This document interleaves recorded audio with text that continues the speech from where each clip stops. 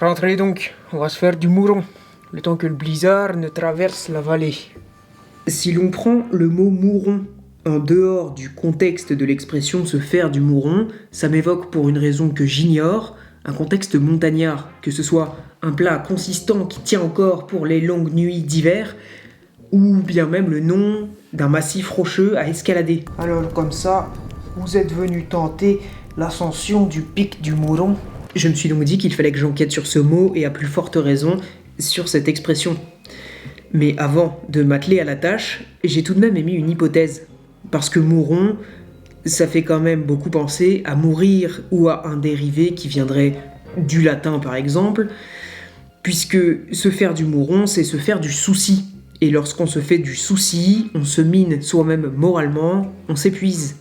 Donc, un rapport assez logique avec le fait de mourir. Mais non, aucun rapport avec la mort. Aussi étonnant que cela puisse paraître, pour comprendre d'où vient ce mot, il faut se rendre au jardin.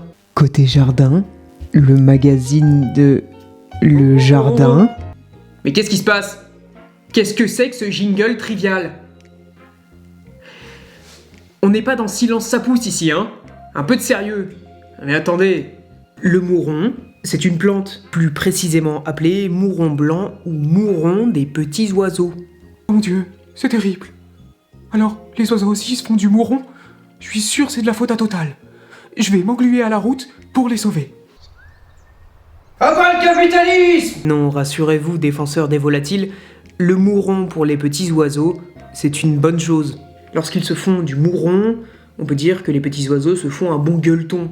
En effet, le mouron servait à nourrir les petits oiseaux de volière. Mais oui, Volière, le célèbre dramaturge.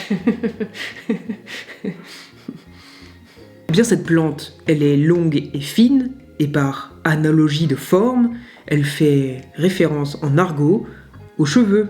Une première expression basée sur ce mot, ne plus avoir un mouron sur la cage, est attestée à partir de 1768 et signifie être chauve. L'expression qui nous intéresse aujourd'hui est elle apparue tardivement en 1948. Il y avait de quoi se faire du mouron à cette époque et signifiait se faire des cheveux. Comprenez, se faire des cheveux blancs. Quoi qu'il en soit, même si ça n'a aucun rapport, n'hésitez pas à vous faire un bon gueuleton montagnard pour passer l'hiver. N'hésitez pas non plus à nourrir les petits oiseaux qui aimeraient, je pense, passer également l'hiver. Pour tout ce qui est expression, ne vous faites pas de mouron, je m'en occupe.